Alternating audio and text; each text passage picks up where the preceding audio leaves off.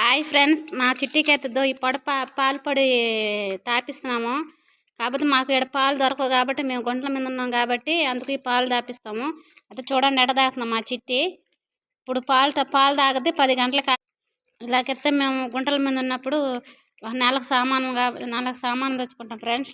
ఇలాగ తెచ్చుకుంటాను, దండికి తెచ్చుకుంటాను. నేను సగం తాగుతాను, దానికి సగం పోస్తాను. ఇలాగ తాగి దానికి కూడా వాళ్ళ అమ్మ ఉన్న గంట సేపు ఉంటుందో అని వెళ్ళిపోద్ది వాళ్ళ అమ్మ దగ్గరికి. సార్ అన్నీ తాగేసింది.